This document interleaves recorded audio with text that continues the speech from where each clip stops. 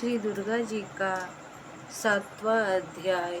ओम जयंती मंगला काली भद्रकाली कपालिनी दुर्गा क्षमा शिवा धात्री स्वाहा स्वधा नमस्तुते। मैं मातंगी देवी का ध्यान करती हूँ। वे रत्नमय सिंहासन पर बैठकर पढ़ते हुए तोते का मधुर शब्द सुन रही है। उनके शरीर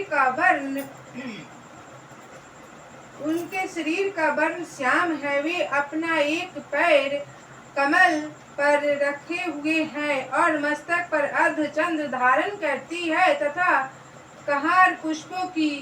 कनेर पुष्पों की माला धारण किए बीना बजाती है। उनके अंगों में कसी हुई चोली शोभा पा रही है। वे लाल रंग की साड़ी पहने हाथ में शंखमय पात्र लिए हुए हैं। उनके बदन पर मधु का हल्का हल्का प्रभाव जान पड़ता है और ललाट में बिंदी शोभा दे रही है।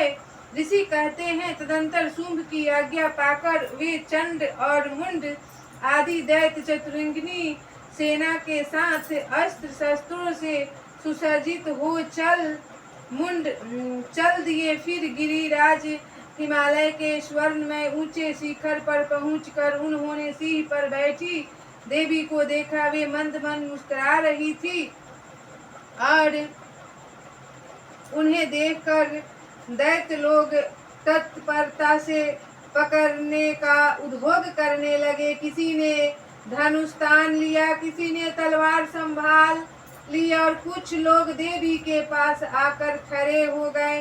तब अंबिका ने उन शत्रुओं के प्रति बड़ा क्रोध किया। उस समय क्रोध के कारण उनका मुख काला पड़ गया था, ललाट में भवें टेढ़ी हो गई और वहां से तुरंत विकराल मुखी काली प्रकट हुई जो तलवार और पास लिए हुए थी। वे विचित्र खड्गांग धारण किए और चित्ते के चर्म की साड़ी पहने नरमुंडों की माला से विभूषित थी।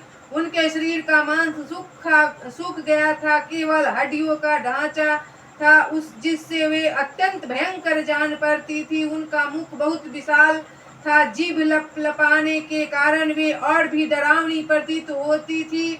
उनकी आंखें भीतर को धसी हुई और कुछ लाल थी। वे अपनी भयंकर गर्जना से संपूर्ण दिशाओं को बुझा रही थी। बड़े बड़े दैत्यों का वध करती हुई वे कालिका देवी बड़े वेग से दैत्यों की उस सेना पर टूट पड़ी और उस सबको भक्षण करने लगी।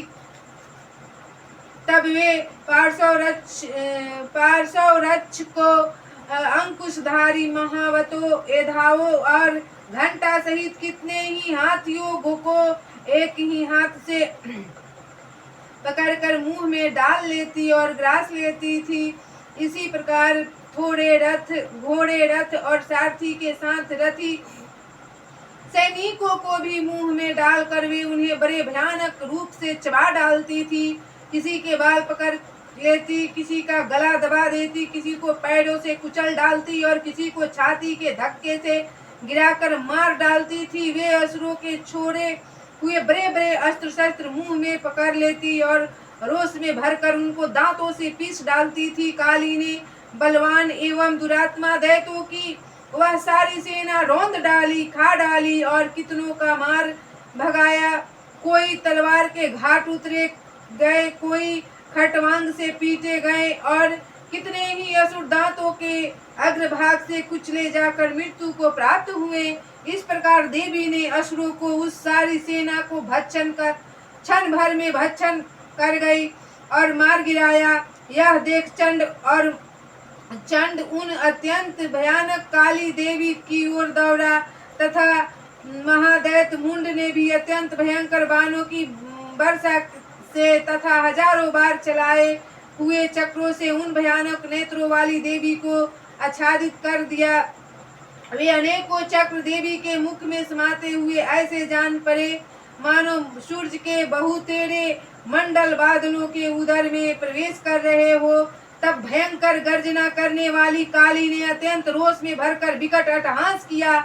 उस समय उनके विकराल वदन के भीतर कठिनता से देखे जा सकने वाले दांतों की प्रभा से वे अत्यंत उज्जवल दिखाई देती थी।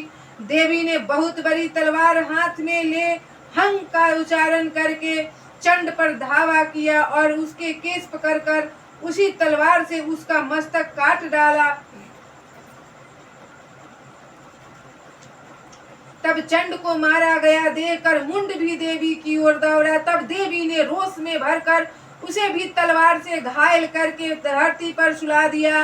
महापराक्रमी चंड और मुंड को मारा गया देख मरने से बची हुई बाकी सेना भय से व्याकुल हो चारों ओर भाग गई। तदंतर काली ने चंड और मुंड का मस्तक हाथ में ले चंडिका के पास जाकर प्रचंड अट्टहास करते हुए कहा, देवी, मैंने चंड और मुंड नामक इन दो महाअसुरों को तुम्हें भेंट किया है। अब युद्ध यज्ञ में तुम शुंभ और निशुंभ का स्वयं ही वध करना। तब ऋषि कहते हैं, वहां लाए हुए उन चंड और मुंड नामक महादैत्यों को देखकर कल्याणमयी चंडी ने काली से मधुर वाणी में कहा, देवी, तुम चंड और मुंड को लेकर मेरे पास आई हो, इसलिए संसार में चामुंडा के नाम से तुम्हारी विख्याति होगी। इस प्रकार मार्कंडेय पुराण में श्रवणिक मनवंतर की कथा के अंतर्गत देवी महात्म्य चंड और मुंड वध नामक 7वां अध्याय पूरा हुआ। ओम जयंती मंगला काली भद्रकाली कपालिनी दुर्गा क्षमा शिवा धात्री स्वाहा स्वधा नमस्तुते।